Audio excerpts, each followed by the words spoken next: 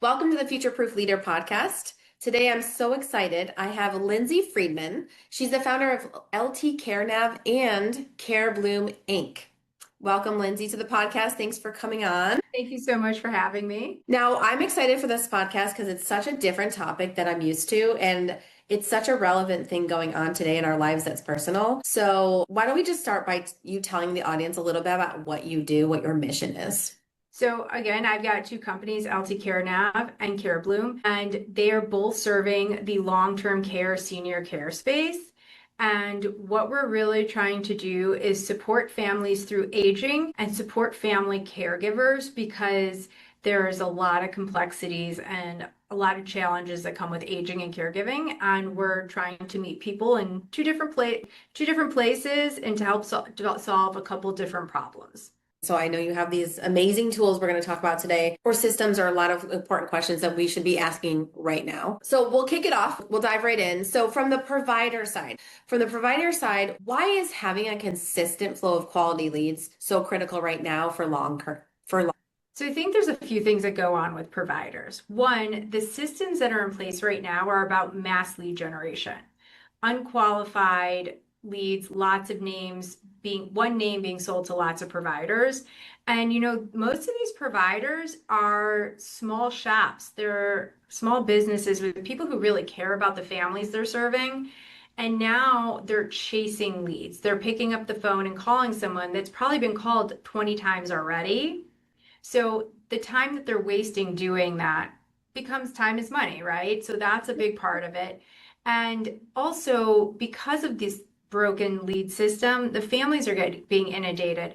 So for providers to be able to know that we are qualifying a family and that we're not selling their names to everyone, that we've made a really thoughtful, pragmatic match for them is not just great for the family, but is also really good for the time that they have to ensure that this lead is not going to be a waste of time.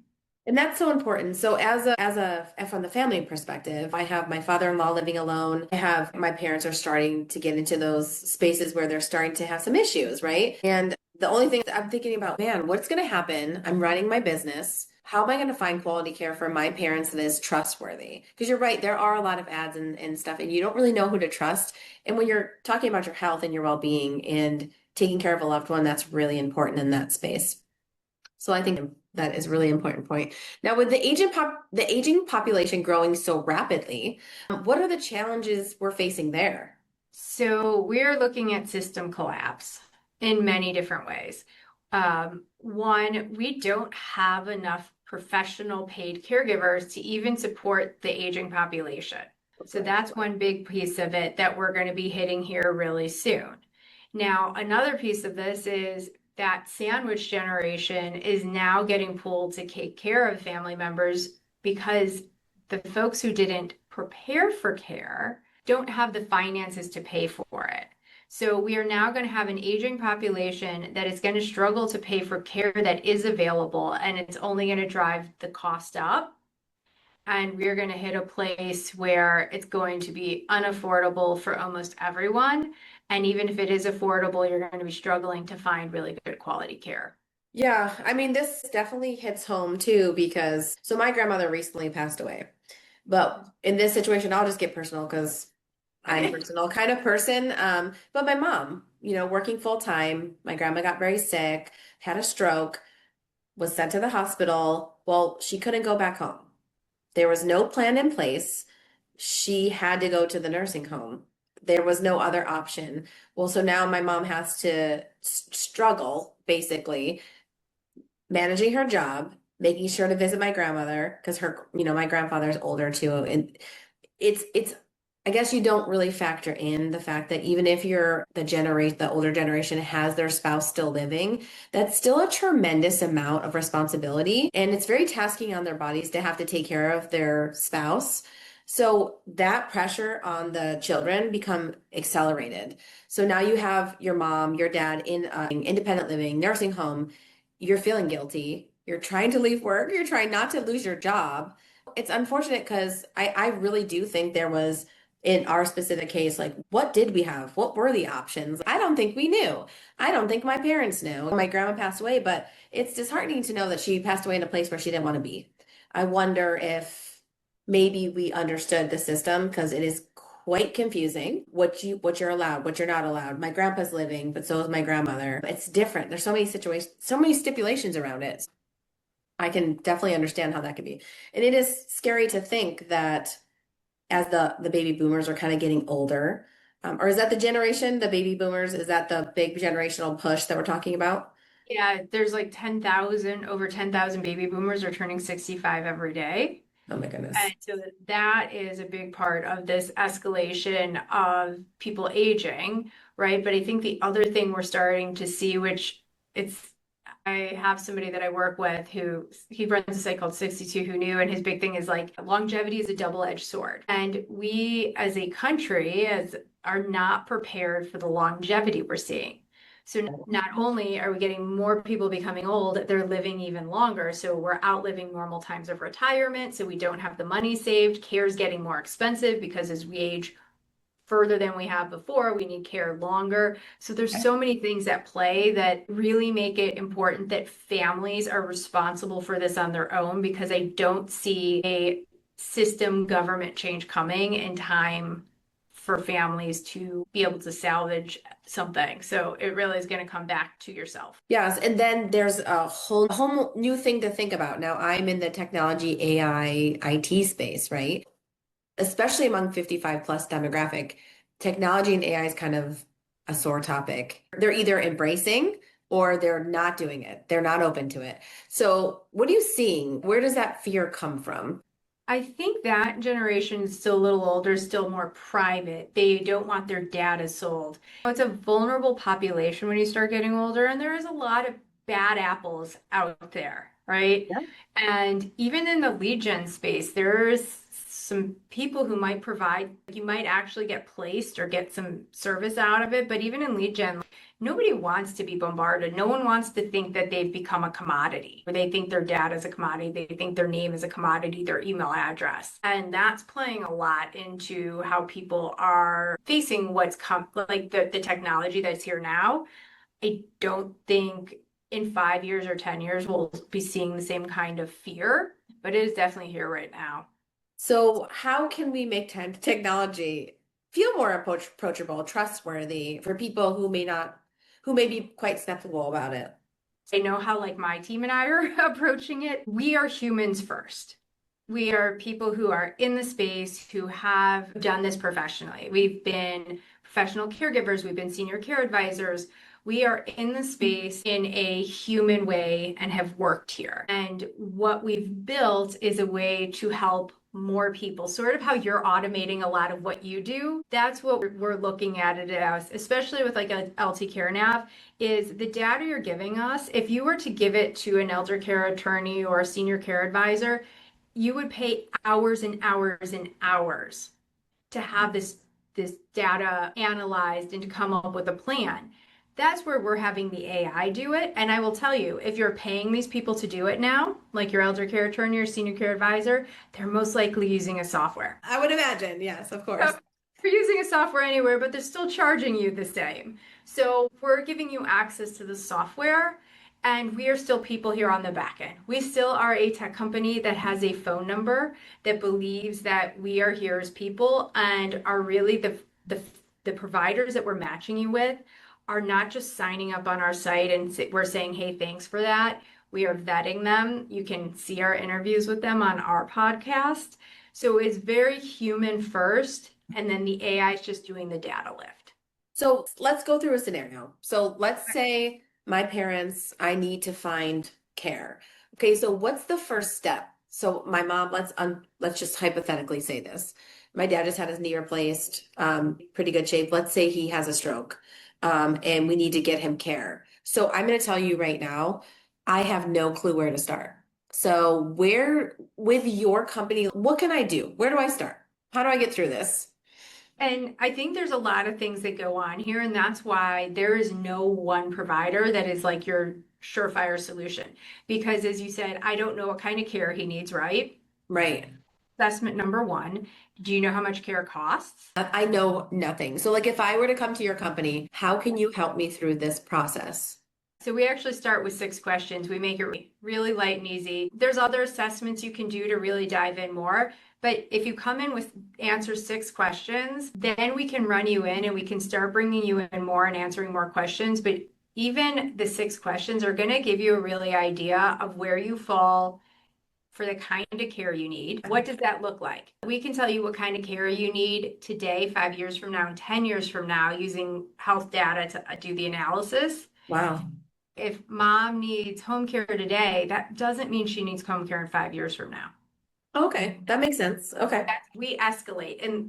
And the other thing to really understand, and I think it's such an unfortunate situation, and it's over the whole world, that the care you're going to get is really determined on how much money you have. When we help you understand what kind of care you can afford, and with not just what kind of care you can afford, but with different types of care. So most people want to stay at home. Most people want home care. When you need full-time care, escalates to a point where it's so expensive, but we help you understand that. And the other piece that plays into it is if you don't have the financial means, or there are financial tools you can buy, and we point you in that direction too, is like, how can you find a way to afford this care?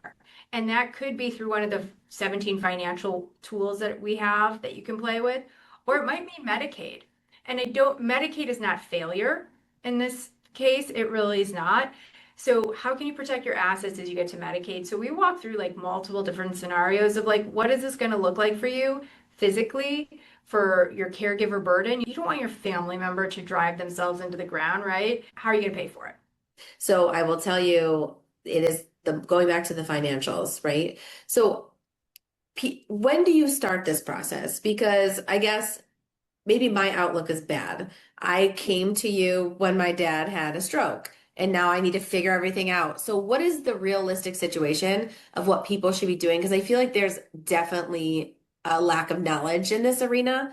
People wait and they're very reactive. So, what does a proactive situation look like? So I would say that if you want to be very proactive while you're in your 40s, jump in, understand what that might look like. Is it a long-term care insurance policy? Is it an annuity? Is it a whole life insurance? There's a lot of really creative ways that can afford care. I'm not the expert on all of those. We have the data for it, but there's so many interesting ways if you come in ahead of time. If you come in when your dad has just had a stroke and you can see he needs long-term care, and you don't have the means to do this for 5, 10 years, like what does Medicaid look like? And what does asset protection look like? And there is a 5 year look back, but there's things you can do creatively to make that hurt a little less. So, what about people at companies? So, twofold, right? So, do you see more of the generation taking care of their parents coming to your agency, or do you see more of the 65-year-olds coming and saying, I don't know what to do. Like, I'm so confused. What are you seeing? So primarily we're seeing adult children who are caregivers, Yeah. who are trying to figure out what to do in your situation. Like, what do I do with dad? What do I do now? How are we going to get through this? I think where the switch has to happen and where we're trying to do a lot of education to families is that now that you're here and you can see what this is like, do you want to do this to your children? And if not, so we make a plan. So Yeah. when your kids say, oh no, mom had a stroke, well, this is what we're going to do. This is what's in place. This is how much money's put away from it. This is what she's going to want. And it's a really proactive way to avoid the crisis. I know you're a veteran, right? You had plans upon plans, right? And if Yes. it wasn't one plan, you had a backup plan. And Yes. so crisis never occurred because you were prepared for worst case scenario. That's what really needs to happen with this because you don't know what's going to happen and you don't know what tomorrow is going to bring. Right. So while you might say like, I'm going to be young and healthy and vibrant, you don't know, right?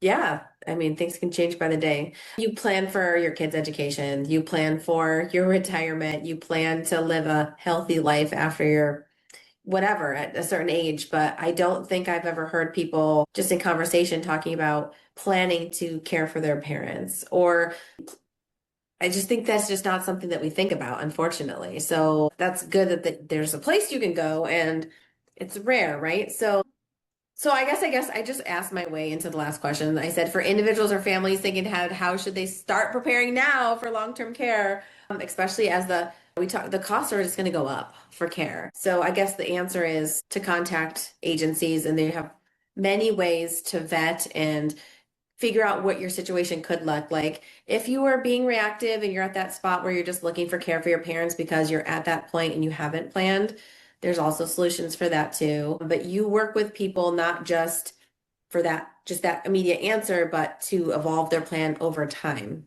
Is that right? Yeah. So Yes, if you need help today, we have somebody who can help you today.